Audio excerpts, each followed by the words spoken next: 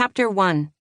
Rahab, God's Faithfulness in Our Professions, by Amanda Bible Williams.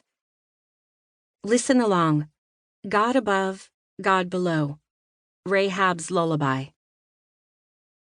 When we know who's writing the story, we can see evidence of him at every turn.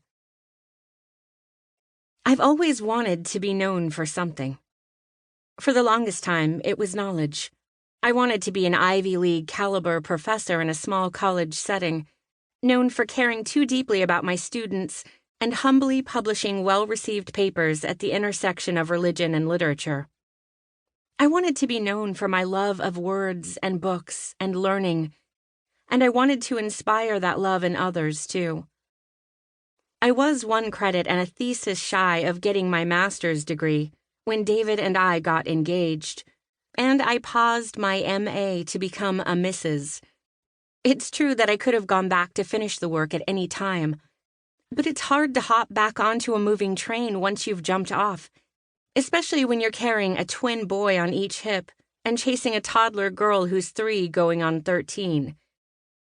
I never got back on the grad school train, but my dream, the one the world told me it was my right to chase, was replaced with something new before I knew it. Next, it was Pinterest-worthy parenting. The kids and I stayed home all day every day, save for the magical 6 hours a week they were in Mother's Day out. We read a million books and played silly games, had dance parties in the kitchen, and made forts out of sofa cushions. We went to the park, the nearest one with the fenced-in playground, because 2 toddlers and a 5-year-old can be terribly difficult to keep safe when cars are nearby, and the library, friends' houses, and Costco, for the double-seater shopping cart, free food samples, and high, noise-absorbing ceilings. I made homemade learning toys out of paint chips and clothespins, plastic bins, and buttons. It looked pretty impressive from a distance. But the reality was that each day was a struggle, and anxiety was taking root in my mind and body. Why couldn't I be the kind of together mom I imagined I should be? I've held a variety of jobs in my life: middle school youth intern, customer care coordinator, financial aid administrator, proofreader, editor, author, executive, and I've aspired to countless other labels along the way: praiseworthy daughter, all-star employee, inspirational leader, devoted wife, and wise beyond her years friend, to name a handful. As truly good as these aspirations may be, none of them alone seems to sum up a life. I'm still a wonderfully complicated mess of a human. Even the labels I want the most don't always stick. Perhaps this is the reason the question, "So, what do you do?" lands awkwardly on my ears. A person's work and identity aren't the same thing, are they?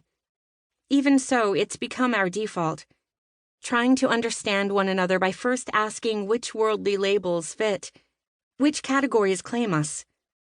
As followers of Jesus, we too are guilty of misplacing our identity, putting so much emphasis on the calling that we forget that the story and glory belong to the God who calls.